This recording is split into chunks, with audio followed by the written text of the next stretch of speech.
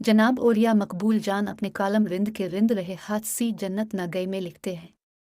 काजी हुसैन अहमद मरहूम उन चंद एक अरवा सालेहा में से थे जिनके चेहरे को देखने से एक कल्बी और रूहानी तस्कीन हासिल हुआ करती थी। मैं इनकी मुस्कुराहट का कतील था।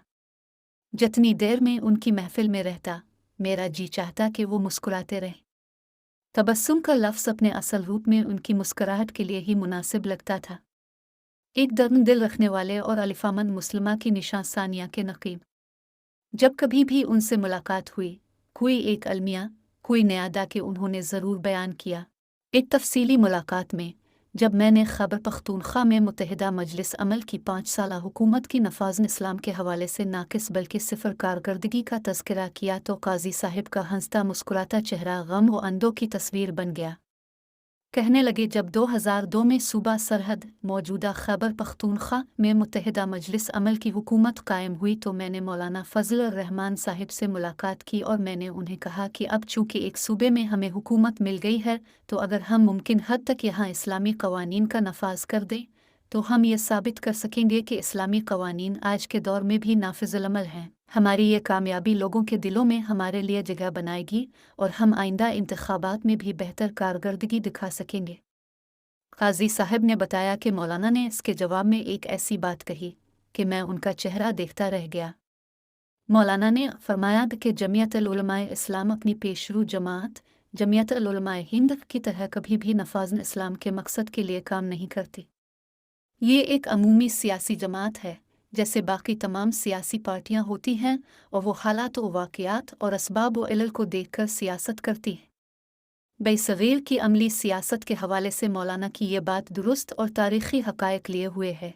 यही मरूजा सियासत ही तो है जो 1920 के पहले अमूमी इंतखाबात की कोख से बरामद हुई और इस एक सदी में इसने लफ्ज़ सियासत को एक मनफी इस्तिआरा बनाकर रख दिया। अपने बारहा लोगों को ये कहते हुए सुना होगा कि मेरे साथ सियासत मत करो, यानी खरी खरी बात करो, सच बोलो। ये सियासी दियोपेच और मतलब परस्ती ही तो थी कि खैबर पख्तूनख्वा और बलोचिस्तान के अक्सर चाय खानों में ये बोर्ड आवेज़ा होते थे कि यहाँ चर्स पीना और सियासी गुफ्तगू करना मना है। जमीयत उलमाए हिंद एक सियासी पार्टी थी जिसकी बुनियाद चंद उलमाए किराम ने 19 नवंबर 1919 को रखी, जिनमें किफ़ायतुल्लाह दहलवी, सनाउल्लाह अमृतसरी, इब्राहिम मीर सियालकोटी और अब्दुल बारी फरंगी महल्ली शामिल थे। यह तासुर गलत है कि जमीयत उलमाए हिंद की बुनियाद मौलाना महमूदुल हसन और मौलाना हुसैन अहमद मदनी ने रखी थी, क्योंकि ये दोनों हजरात इस वक्त माल्टा की जेल में कैद थे। लेकिन जमीयत उलमाए हिंद को कायम करने वाले तमाम उलमा चूँकि दियोबंद मीम काफ्ते बेफ़िक्र से ताल्लुक़ रखते थे, इसलिए आहिस्ता आहिस्ता उन्होंने अपनी सियासतकारी से इस पूरे मीम काफ्ते बेफ़िक्र के उलमा और पैरोकारों को साथ में लिया। बिल्कुल इसी तरह जैसे आज मौलाना फजल रहमान ने तमाम दियोबंदी फ़िक्र रखने वालों को साथ मिला बना रखा है। 11 सितंबर 2001 के बाद जब परवेज़ मुशर्रफ की हुकूमत ने पाकिस्तान में तालिबान से हमदर्दी रखने वाले अफराद पर क्रैकडाउन का आगाज़ किया तो इनमें अक्सरियत दियोबंदी मीम काफ्ते बेफ़िक्र से ताल्लुक़ रखने वाले अफराद की थी, क्योंकि अफ़गानिस्तान के तालिबान उन्हीं मदरसों से फ़ारिग़ अल-तहसील होकर निकले हुए थे। ऐसे में मौलाना फजल रहमान की सियासी बसीरत और बसारत ने भांप लिया कि अगर मैंने दियोबंद मीम काफ्ते बेफ़िक्र के मानने वाले उलमा व तलबा में ये खौफ बीच दिया कि अगर तुम मेरी यानी जमीयत उलमाए इस्लाम की छतरी तले जमा ना हुए तो फिर एक एक करके मारे जाओगे, तो फिर मेरी सियासत कामयाब हो सकती है। मौलाना की यह धमकी ऐसी कारगर साबित हुई कि ना चाहते हुए भी पूरा दियोबंदी मीम काफ्ते बेफ़िक्र उनकी मुट्ठी में आ गया।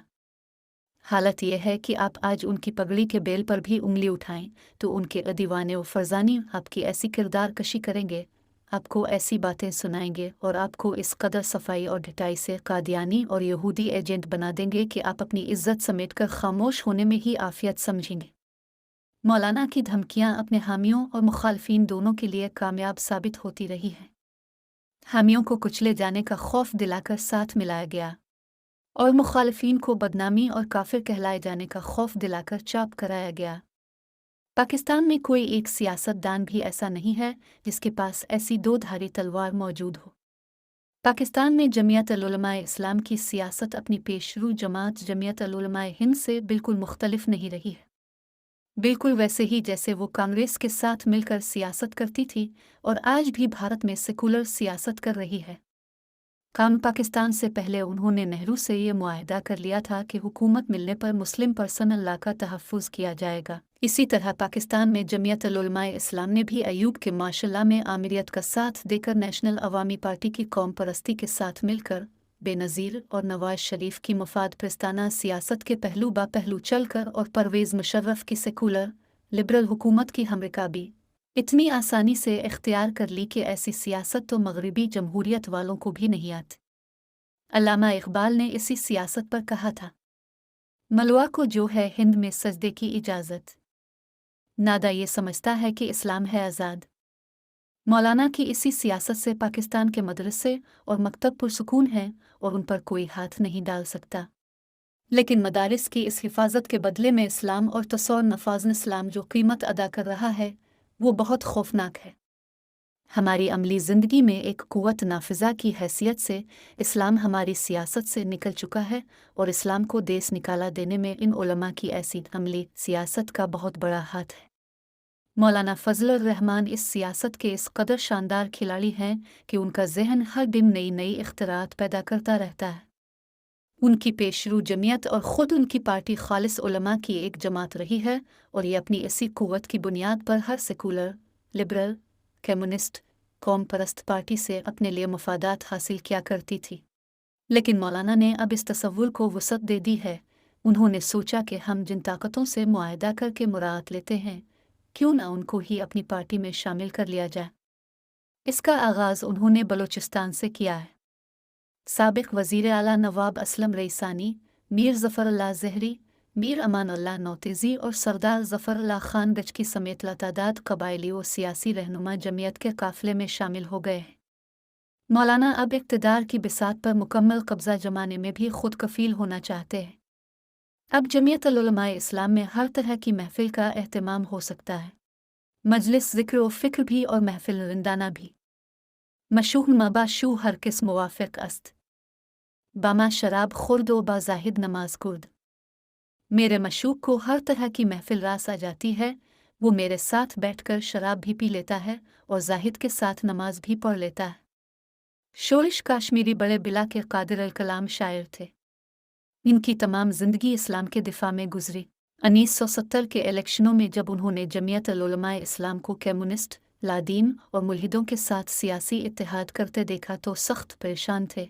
लातादाद नज़में और हजर लिखी। एक शेर तो गज़ब का था, कल कासिम अल उलूम में बट्टी रही शराब, रंदान शहर मुफ्त में बदनाम हो गए।